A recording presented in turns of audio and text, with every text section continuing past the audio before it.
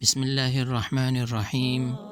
آج ہم آپ کو ایک ایسے سفر کی داستان سنانے جا رہے ہیں جو نبی کریم صلی اللہ علیہ وسلم کی مبارک زندگی کا ایک اہم باب ہے۔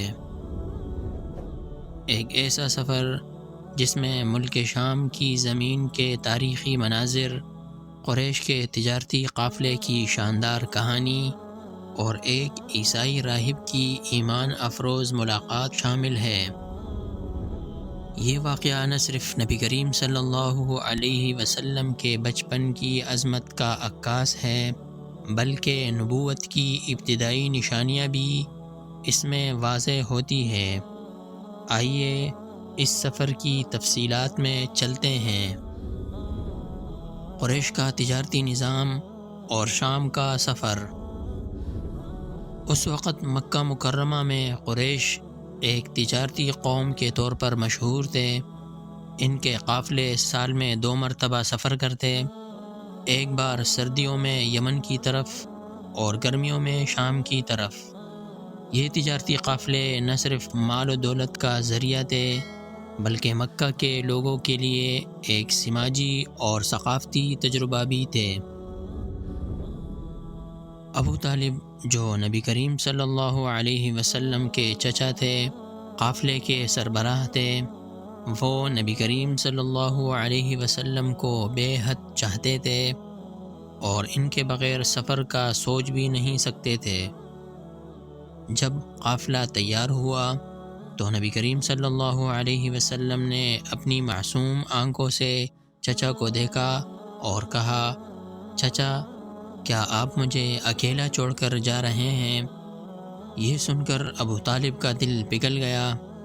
انہوں نے کہا، نہیں میرے بھتیجے، تم میرے ساتھ چلو گے، میں تمہیں کبھی اکیلا نہیں چھوڑ سکتا۔ یہ قافلہ مکہ سے روانہ ہوا اور اونٹوں کی گھنٹیوں کی آواز، گرم ہوا کے جھونکے اور رات کے وقت چمکتے ہوئے ستارے ایک دلکش منظر پیش کر رہے تھے۔ یہ سفر عام نہیں تھا۔ ہر جگہ، ہر موڑ پر نبی کریم صلی اللہ علیہ وسلم کی عظمت کا احساس ہو رہا تھا۔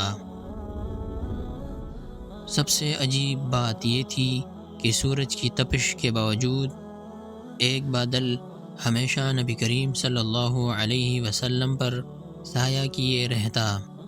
قافلے کے لوگ اس بات پر حیران تھے، لیکن کوئی کچھ سمجھ نہ پایا۔ شام کے قریب پہنچنا اور بحیرہ راہب۔ جب قافلہ شام کے قریب پہنچا تو ایک گاؤں میں پڑاؤ کیا گیا۔ یہاں ایک راہب رہتا تھا جس کا نام بحیرہ تھا۔ بحیرہ ایک عالم تھا۔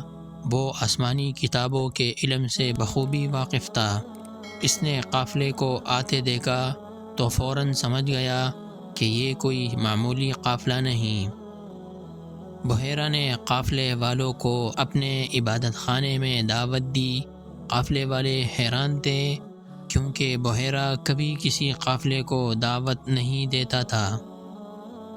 نبی کریم صلی اللہ علیہ وسلم کی شخصیت کا مشاہدہ۔ جب نبی کریم صلی اللہ علیہ وسلم بحیرہ کے سامنے آئے تو اس نے آپ کو غور سے دیکھا۔ آپ کی پیشانی پر چمکتی ہوئی روشنی، آپ کے اخلاق میں معصومیت اور آپ کے سراپے میں ایک غیر معمولی بات تھی۔ بحیرہ نے قافلے والوں سے پوچھا، یہ بچہ کون ہے؟ قافلے والوں نے بتایا کہ یہ ابو طالب کا بھتیجا ہے۔ بحیرہ نے کہا، یہ کوئی عام بچہ نہیں ہے، اس کے اندر ایک عظیم مستقبل چھپا ہے۔ نبوت کی پیشن گوئی۔ بحیرہ نے ابو طالب کو الگ لے جا کر کہا، یہ بچہ آخری نبی ہوگا۔ میں نے آسمانی کتابوں میں اس کی نشانیاں پڑھی ہیں۔ اس کی حفاظت کرو کیونکہ دشمن اسے نقصان پہنچانے کی کوشش کریں گے۔ ابو طالب یہ سن کر حیران رہ گئے، لیکن انہوں نے عزم کیا کہ وہ نبی کریم صلی اللہ علیہ وسلم کو ہر طرح محفوظ رکھیں گے۔ واپسی کا سفر اور نبی صلی اللہ علیہ وسلم کی معصومیت۔ قافلہ واپس مکہ کی طرف روانہ ہوا۔ نبی کریم صلی اللہ علیہ وسلم کے اخلاق، معصومیت اور کردار نے قافلے کے ہر فرد کے دل کو جیت لیا تھا۔ ہر کوئی آپ سے محبت کرنے لگا تھا اور یہ سفر ان کے لیے ایک یادگار تجربہ بن گیا۔ یہ واقعہ ہمیں بتاتا ہے کہ نبی کریم صلی اللہ علیہ وسلم کی زندگی کا ہر لمحہ عظیم اور سبق آموز تھا۔ شام کا یہ سفر نہ صرف آپ کی عظمت کو ظاہر کرتا ہے بلکہ ہمیں یہ بھی سکھاتا ہے کہ اللہ تعالیٰ نے آپ صلی اللہ علیہ وسلم کو شروع ہی سے اپنی حفاظت میں رکھا تھا۔ آئیے ہم بھی اپنی زندگی کو نبی کریم صلی اللہ علیہ وسلم کی تعلیمات کے مطابق گزارنے کی کوشش کریں۔